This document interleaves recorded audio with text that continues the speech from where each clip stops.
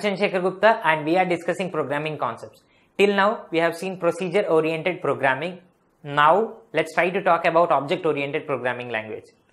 We have seen a lot of applications in procedure-oriented programming language, and what's the real benefit of having the SOAPs? How does it actually helps in building things and making applications easier? Suppose, if you take a real-world scenario, you want to develop a game. Let's be different unlike others, where they will be having a car race and bike race separately. You are trying to develop a race game where you will be having a car and bike, maybe truck, all of these things has to participate in the same game simultaneously. Your friends can connect using hotspot to this game and they will be participating and they will be playing this game. For developing this, if you take a particular vehicle, suppose for example if you have taken car, it will be having methods such as acceleration, deceleration, applying brake, moving forward and everything.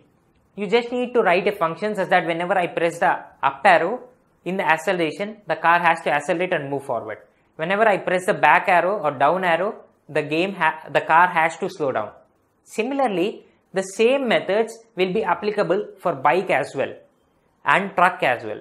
They will be having most of the similarities and they will also be having differences as well.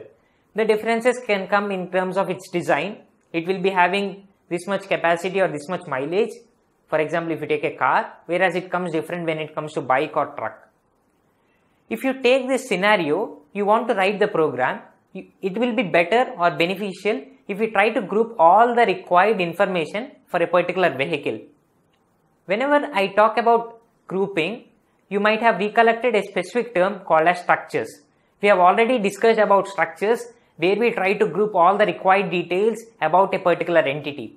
Similarly, we will be using classes in object-oriented programming language. The difference between structures and classes is, in structures, we will be having only the variables, but we will not be having any methods or functions. But in the case of classes, you will be having all these variables.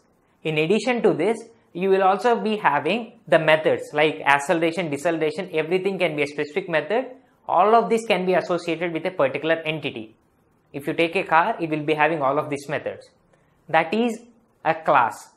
How structure groups all the relevant variables, class groups all the relevant variables which are called attributes and all the functions for that specific entity which are called as methods. Now we have grouped everything and we have defined a class for a car, bike respectively. As we have discussed, there are certain repetitions in this code. We have repeated the same functions for car and bike as well. But if you are a good computer programmer, it's not good to repeat things, because if you make a mistake in car while accelerating, instead of connecting to the up arrow, you are connected to the left arrow. Then if you copy paste the code, the same mistake will happen for bike and everything as well. If you want to correct it, you need to correct it all the places. This is not a good approach. In these cases, we will try to make use of a parent class where we will be having all the common methods and all the common attributes. Let's call this vehicle. This vehicle will be having base class such as car, bike and truck and so on. The common aspects of all of these will be covered in this class which is called vehicle. This vehicle is called base class. All of these classes are called derived class.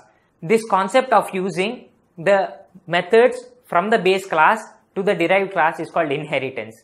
It is similar how we inherit our properties from our parents. In the similar way, we will try to inherit our properties from the parent classes or the base class. They are also called as parent class sometimes. Now, after understanding inheritance, it's time to talk about encapsulation. Have you ever remembered a capsule? The capsule will try to pack or group all the chemicals or all the required drug into a particular thing and it will be formed inside like capsule. Similarly, we have grouped all the relevant information for a particular entity and we have packed it similar to a capsule.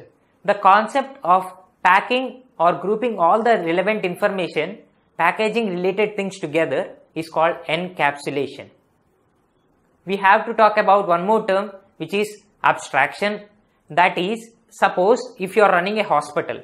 In the case of a hospital, you are maintaining an entity for patient and if you are maintaining another entity for doctor. it will not be advisable to show the patient personal details such as phone number to the doctor. But as you are running the hospital, you may need to call the patient later on, and it is advisable for you to keep it. It will not be beneficial if the doctor sees them. Similarly, it will not be good if the doctor's salary is shown to the patient. There are some of the aspects which has to be shown, which has to be made public, and also some aspects which has to be kept private.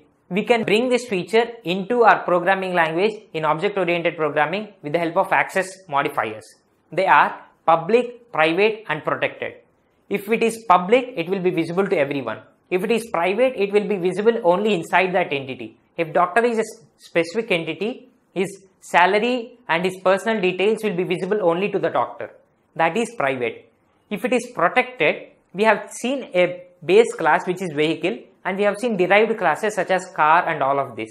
So the car and bike can actually use the variables which are declared in the base class vehicle. In that case, we will be using protected. In the case of private, even the derived class cannot use that. That is the difference between all the three access specifiers or modifiers. One more term is remaining, that is polymorphism. In the case of polymorphism, we are having two things in specific. It is function overloading and function overriding.